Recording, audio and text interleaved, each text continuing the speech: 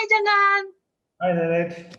So I heard there's like a big news from Lazada, especially yesterday. I heard that two of their senior managers, especially like country managers, especially in Thailand and Malaysia, they've been replaced. And also I heard that they are replaced on the same day. Why is that happening? And then what do you think? Is it better? Is it best if they replace both of them? Okay. So what happened today is Thursday, the 7th of January, and what happened yesterday was that Lazada had the town hall where they announced that the two country managers, and the one for Thailand and the one for Malaysia, were replaced by more senior executives from Lazada Group.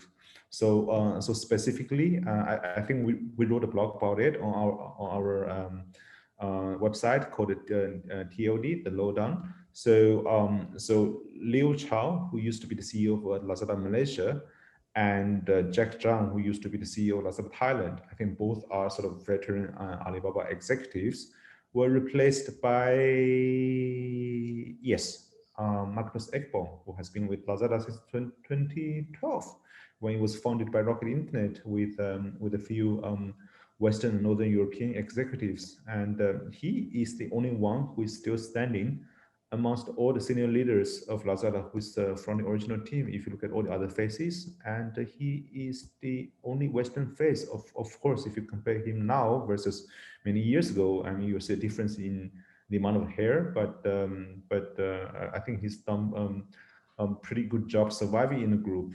So another person who is taking over is a lady, we don't have a photo here, Jessica Liu, who is also a senior Alibaba executive who came into the group, I think last year, to replace another Alibaba executive called Jin, who was replaced and sent back to China.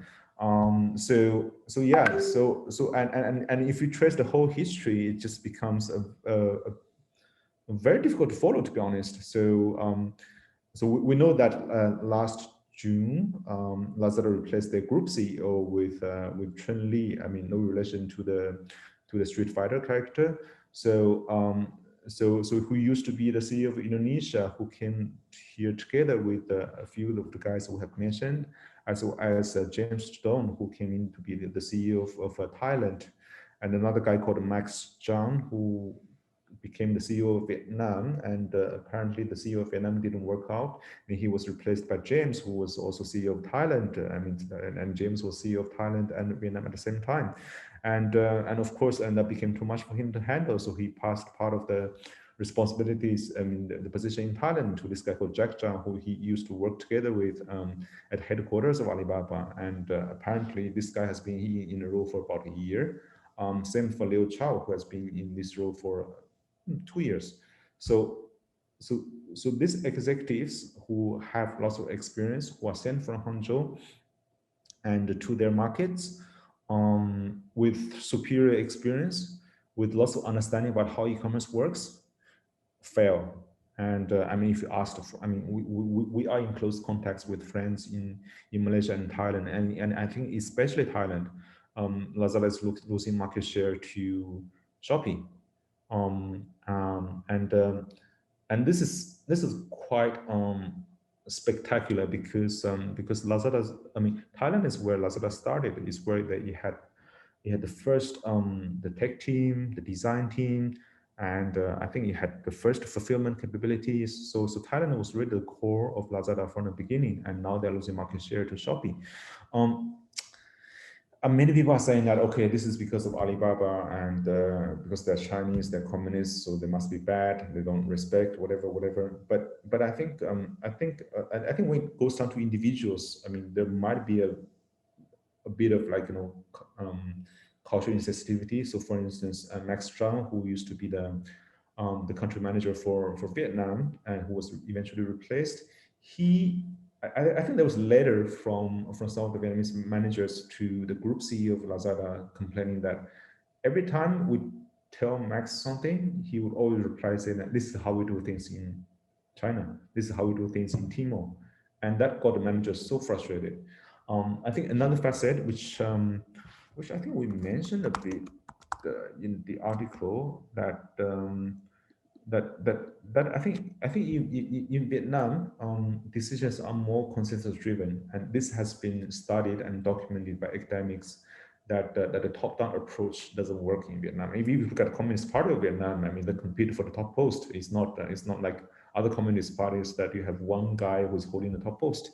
So so so um, I was in Rocket when Lazada was formed and grew, and I was managing another venture of Rocket. So I think the company went to Southeast Asia in very early days when e-commerce was nothing. Nobody understood e-commerce. They had to educate the sellers, they had to educate the consumers, and they have to build the ecosystem. So that was exciting time. But the thing is that the infrastructure was growing at the pace, and they couldn't push the infrastructure faster. So it was lucky that they got acquired by Alibaba. Um, Initially, Alibaba thought that, okay, we have this international team that we acquired in Southeast Asia. They must know how to do their business. But also critically, we don't have people that we can send over to manage that business. I mean, it's complicated, right? It's like 6 countries, different culture, different language, and everything's different. So initially, I think they only sent a few junior people to learn how to manage international business or how to manage a business in another country, and hopefully that they will work well with the European managers and eventually take over. That didn't happen because of various issues. I mean, these guys didn't like each other, or I mean, there was no fit, whatever. So most of these people did not last. And I think things would have been okay if there was no Shopee. I mean, it would just be cruising along. It would be slow, but still it's growing, and top line, and every year, if you look at Lazada, top line every year is growing. But the challenge is that there's Shopee, and they overtook Lazada very, very quickly in Indonesia, and now overtaking Lazada all across the region. So that creates a big embarrassment for the group, and also that creates urgency that something needs to be done. So in 2018, you probably know that Lucy Peng, which was one of the original co-founders of Alibaba, descended into Singapore and replaced Max Bittner, who was the original CEO. So Lucy stayed for about 8 months, and then she moved up to become the chairwoman and passing the CEO post to Pierre Poignon, which is one of the original Lazada guys, and the French guy, very nice, good operator. But clearly, when you send a number of executives from China to different countries, and you have a CEO who is not from group CEO who is not from China in Singapore, and who is more informed, and who gets the resources, who gets the ears of the corporate leaders in Hangzhou. I mean, of course, I mean, I heard that what happened with Pierre last year with his removal was not pretty, but it's really, really hard to say whose fault that is, right? Because nominally he was the CEO, but I don't think he had much control over the group. Of course, that happened to another number of other Lazada executives as well. So it creates a situation where it's really difficult for people, and it's almost a downward spiral, right? I mean, people know that you have this reputation. It's very difficult for you to attract good people from respective countries to join to help you manage the business. So you have to send people from Hangzhou, and uh, and the people you send from Hangzhou, they're typical of two types, right? I mean, first, the type who didn't work out well with their bosses in Hangzhou. They said, okay, I mean, historically, in Imperial China, if you don't get along well with the emperor, you get sent to somewhere far, far away, far from the political center. So that was what happened with a few people, and the others were sort of, I mean, kind of stuck in their career. They want to move up, and this is the opportunity to prove themselves, right? I mean, I go to a new market, far away from the interference, and I can build things up and prove to the group that I can do this. But what's in common with these two groups of people is that they have no commitment to the market they are in.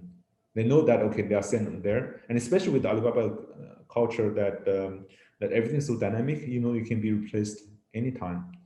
I mean, your tenure is definitely shorter than the politicians. So what's the incentive for you to build something which is solid and sustainable for the long time? I was talking to a friend who just left Alibaba, and he said in his department, he had stayed with Alibaba Group for 1 year. Within this 1 year, he had 5 bosses, and now he's the most senior in his department because everyone else had like less. I mean, spend less time with the group. So I Just think, within a year. sorry, just Just within. within a year. Oh my God. Okay. And I know I was telling other friends in Hangzhou that, oh, this friend at Lazada, 3 years changed like 4 bosses. She said that's nothing. I'm in Hangzhou, I'm in Alibaba. I've been there for 3 years. This is my sixth boss. So things change a lot. I mean, it's dynamic. It feels refreshing when you're first in that. I mean, things are not stagnant. But after a while, I mean, if things just keep changing for the sake of changing, you realize that you don't achieve much, right? I mean, if you work on a project after 2 months, you your project gets killed, and you get moved to another project, and if that keeps going on, and after a few years, you realize you haven't achieved much in your career. I think that's something that many executives are quite concerned about.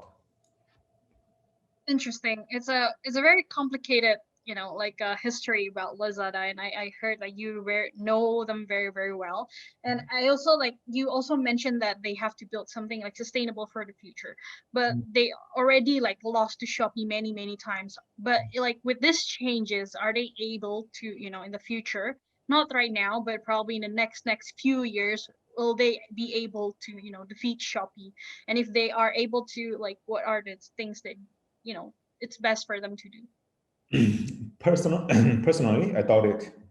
I doubt they're able to reverse their fortunes with just changing the CEOs of respective countries, just changing the managers, because I think there's something more fundamental with that. So we are in the process of writing a book with Professor Chen of INSEAD, where we systematically look at, I mean, the challenges that Chinese companies, tech companies face when they expand outside China. So we examine like 20 top companies and their journey outside China. So lots of case studies, lots of anecdotes, lots of stories, lots of successes. I mean, some successes, but lots of failures, and but lots of adaptation as well. So essentially, I mean, things boil down to four aspects, as we have concluded.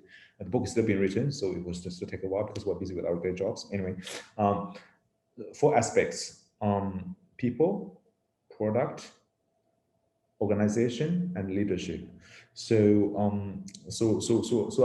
I think the element about people is what we're seeing here, right? I mean, sort of what kind of people do you have to put in a position to lead this business in this respective country, which is not your home market, and what kind of commitment they have with this market, what kind of understanding they have about this market, and how much resources they have. That then this moves to the organization, right? I mean, how does the organization support that person, and how does the organization structure in a way that the resources are at the right place, and can be mobilized, and the situations can be resolved. The coordination is smooth, because these are subsidiaries of Lazada. They're not standalone companies. Um, you might know that Shopee's parent company, C Group, the biggest shareholder is Tencent, which is Alibaba's rival. And Tencent invested in C Group, and afterwards, okay, see, whatever, I mean, called Garena back then, whatever resources you want, I mean, come and ask us. And if you want to attend our meetings to learn about products, and then come. But essentially, you are running your own business, and we are not interfering. And I think that's bearing fruit. If I mean, this is not the only company that Tencent does. If you look at the top 5 internet companies in China, aside from Alibaba and Tencent, the other 3 count Tencent as the largest shareholder or the second largest shareholder. I think that says something. So, Interesting. so back to Lazada, I think it's still a long journey. There are lots of things they need to figure out right, and simply replacing managers is not going to help. Interesting. Thank you, Jianggan, for answering. This is a very insightful one. Yeah. Thank you, Yeah. Nanette. Thank you. So for everyone who's watching this, thank you for watching. Please subscribe, comment, share, like, And do ask us any questions that you wanted to know, or do you want to ask Jianggan? Go ahead, do so. So thank you for watching, guys. See ya. Bye.